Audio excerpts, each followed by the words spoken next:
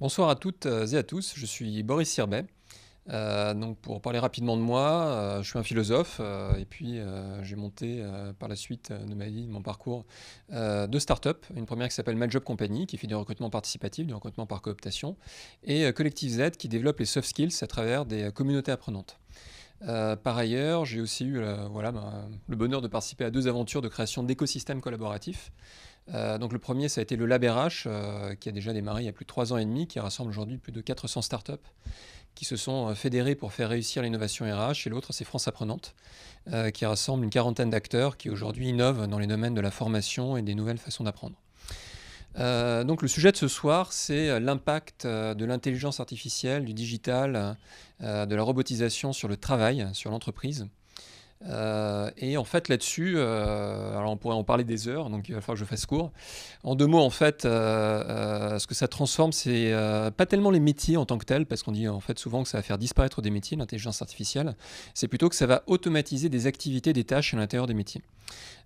Et en fait, par rapport à ça, le principal enjeu, si on traduit en fait ces transformations en termes de modèle de compétences, c'est que jusqu'ici, les entreprises cherchaient avant tout des collaborateurs loyaux, capables de respecter les process, maîtrisant en fait un certain nombre de compétences techniques. Et même si ces compétences techniques vont continuer à avoir de l'importance, les compétences dites comportementales vont prendre en fait une importance tout à fait considérable, stratégique, pour la vie de l'organisation.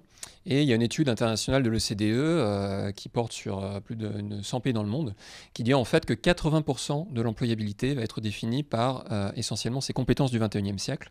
Et donc l'OCDE cite par exemple la pensée critique, c'est-à-dire finalement aujourd'hui on a tous accès à l'information par nos smartphones, par Internet, par les ordinateurs. Donc finalement, apprendre par cœur, ça a très peu de valeur. Par contre, être capable de vérifier la véracité de l'information, être capable en fait d'analyser l'information, d'opérer des synthèses pertinentes, ça va devenir fondamental dans un monde qui est de plus en plus volatile, incertain, complexe. De la même manière, la créativité, la capacité à innover, c'est fondamental pour l'organisation, la capacité à communiquer, la capacité en fait à œuvrer de façon collaborative. Tout ça, ce sont vraiment les compétences socles de l'entreprise de demain.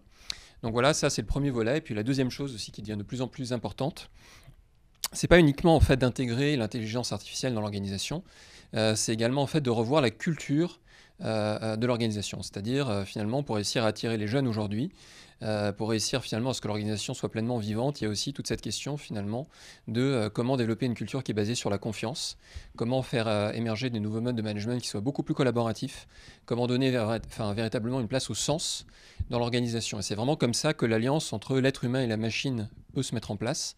Les êtres humains vont de plus en plus se préoccuper de la question du pourquoi on fait les choses, quel est le sens de l'organisation, et les machines vont de plus en plus nous aider sur le comment. Voilà, c'était s'il fallait que je résume les choses que j'avais à vous transmettre pour ce soir. Voilà, bonsoir à tous, merci et à toutes.